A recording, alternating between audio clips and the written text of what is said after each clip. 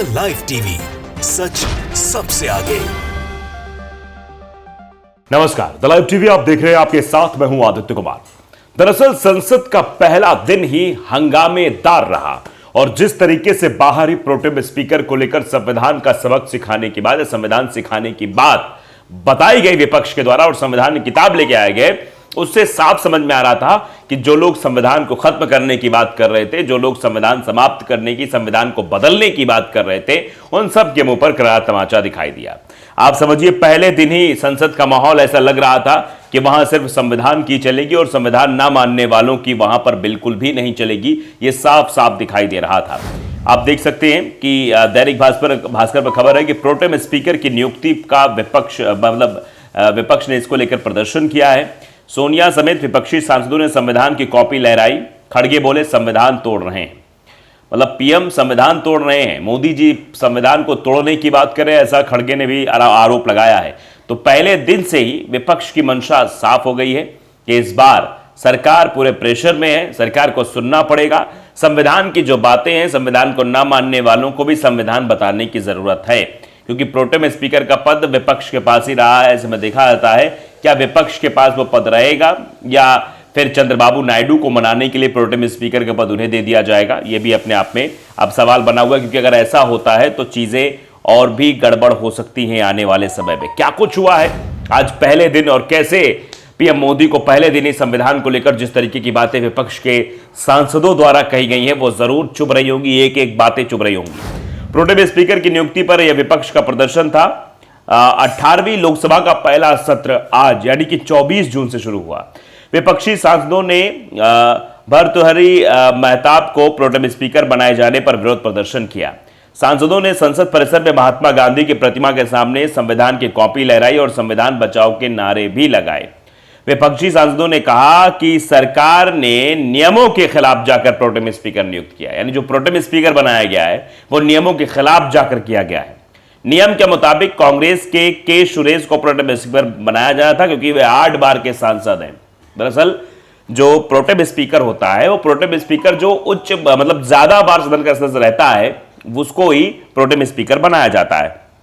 ऐसे में के सुरेश जो कि 8 बार के सांसद हैं वो उनको बनाया जाना चाहिए था। महताब तो 7 बार के ही सांसद हैं, यानी महताब को बनाया जाना यह दर्शाता है कि एक रणनीति के तहत कुछ किया गया, क्योंकि सब पहले ही कहा जाता है कि प्रोटेम स्पीकर जो है के सुरेश बनाए जाएंगे, लेकिन जिस तरीके से अपनी मनमानी चलाने के लिए, अपने हिसाब से चीजें चलाने के लिए, जैसा कि तो आप समझिए कि पिछली बार जिस तरीके सदन में हंगामा हुआ था, विपक्षी सांसदों को निलंबित किया गया था। सड़क पर अगर सांसद जो है विपक्षी सांसद थे वो प्रदर्शन कर रहे थे महंगाई को लेकर, अन्य मुद्दों को लेकर, तो उनको डिटेन किया जा रहा था। अगर संसद में बोल रहे तो उन्हें बर्खास्त किया जा रहा था, सदन की कार्यवाही से उन्हें बाहर कर दिया जा रहा था। ये सब कुछ हो रहा था। आप जब प्रोटेम स्पीकर को बात है तो वही प्रोटेम स्पीकर नियुक्त करने को लेकर भी किया गया, अपनी मनमानी चलाई गई, जबकि प्रोटेम स्पीकर वही नियुक्त होता है जिसने ज्यादा बार सदन की सदस्यता ली हो या ज्यादा बार तक सांसद रहा हो। तो के सुरेश 8 बार, लेकिन जिस मेहताब को बनाया गया वो 7 ही बार थे। अब प्रदर्शन में सोनिया गांधी, मल्लिकार्जुन खड़गे और सांसद राहुल गांधी भी शामिल हुए। राहुल गांधी ने प्रोटेस्ट के बाद कहा कि प्रधानमंत्री नरेंद्र मोदी और अमित शाह जो आक्रमण संविधान पर कर रहे हैं वो हमारे लिए स्वीकार्य नहीं है। हम ये आक्रमण नहीं होने देंगे। हिंदुस्तान के संविधान को कोई शक्ति नहीं छू सकती है। खड़गे ने भी कहा कि प्रधानमंत्री ने संविधान को तोड़ने की कोशिश की है। संविधान को बचाने के लिए जनता हमारा साथ दे रही है। देश में फिलहाल हर लोकतांत्रिक नियम को तोड़ा जा रहा है। आज हम गांधी जी की प्रतिमा के सामने इकट्ठे हुए हैं। हम मोदी जी को बता रहे हैं कि आप संविधान के तहत चलिए। यानी मोदी को आज पाठ पढ़ाया गया, सिखाया गया, बताया गया कि संविधान के नियमों के हिसाब से चलिए, अपनी मनमानी मत करिए। और शायद यही मनमानी के कारण ही जनता ने इस बार संविधान की राह पर चलने की चुनौती लोकसभा चुनाव के नतीजों के तहत देती थी और बता दिया था कि अगर आप संविधान के तहत नहीं चलेंगे तो क्या कुछ होगा। विपक्ष नेताओं ने क्या कहा, गौरव गोगोई ने क्या कहा कि सत्तारूढ़ दल अपनी हेकड़ी नहीं भूला है। यानी अभी भी वो जो धमक है जो 2014 और 2019 में थी वही धमक दिखाने की कोशिश की जा रही है, और यह धमक नुकसानदेह साबित हो सकती है, क्योंकि इस बार बीजेपी की नहीं एनडीए की सरकार है, गठबंधन की सरकार है। हम देख सकते हैं वे देश के प्रमुख मुद्दों की अनदेखी कर रहे हैं। अगर के सुरेश को प्रोटेम स्पीकर नियुक्त किया जाता तो भारत में पूरा दलित समुदाय एक ऐतिहासिक दृश्य देख सकता था। आज भाजपा ने न सिर्फ इंडिया गठबंधन कांग्रेस और के सुरेश की ही नहीं बल्कि पूरे दलित समाज की उपेक्षा की है।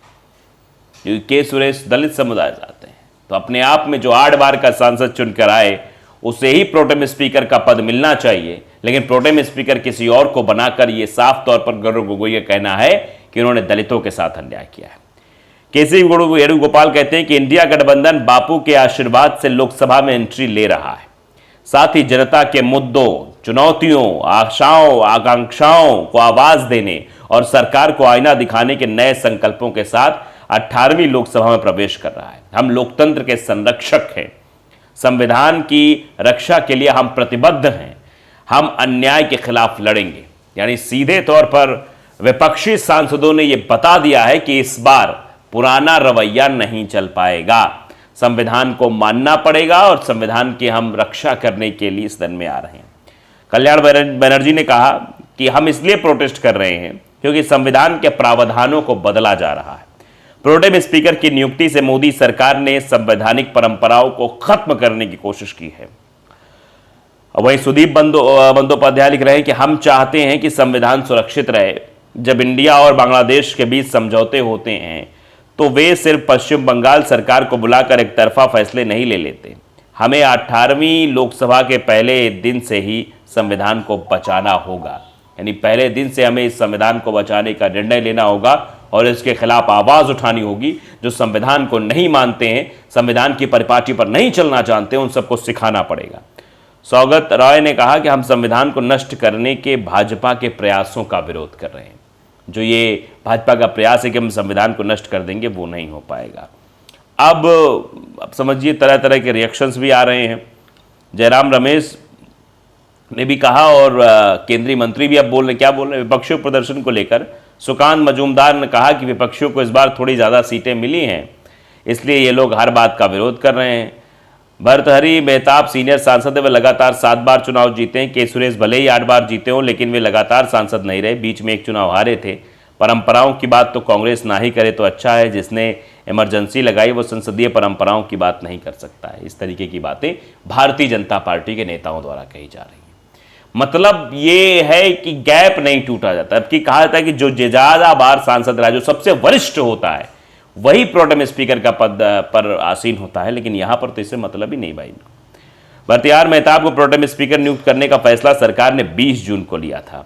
उसी दिन कांग्रेस महासचिव जयराम रमेश ने कहा था कि नियमों के मुताबिक जिस सांसद ने सबसे ज्यादा कार्यकाल पूरे किए उसे ही प्रोटेम स्पीकर बनाया जाता है। 18वीं लोकसभा में कांग्रेस के कोडिकुन्निल सुरेश और भाजपा के वीरेंद्र कुमार सबसे वरिष्ठ सांसद हैं। दोनों का यह 8वां कार्यकाल है। वीरेंद्र कुमार केंद्रीय मंत्री बन गए हैं, इसलिए कोडिकुन्निल सुरेश को प्रोटेम स्पीकर बनाए जाने की उम्मीद थी, लेकिन उनकी जगह 7 बार के सांसद भर्तृहरि मेहताब को प्रोटेम स्पीकर नियुक्त किया गया है। यह संविधान के खिलाफ है। लेकिन संविधान को ना मानने वाले लोगों के लिए तो सारी बातें सामान्य होती है। उसके लिए नया वो सिगुफा भी ढूंढ कर लाते हैं, जैसा कि अभी कह रहे थे कि हाँ एक बार हार गए थे, जबकि ज्यादा बार कहा था। जो जितनी ज्यादा बार हो, फिलहाल पहले दिन ही भारतीय जनता पार्टी को संविधान का पाठ पढ़ा दिया गया है विपक्ष की तरफ से। द लाइव टीवी को अगर आपने सब्सक्राइब नहीं किया जरूर करिए, बेल आइकन दबाइए ताकि सच खबर आप तक पहुंचती रहे। नमस्कार। द लाइव टीवी, सच सबसे आगे।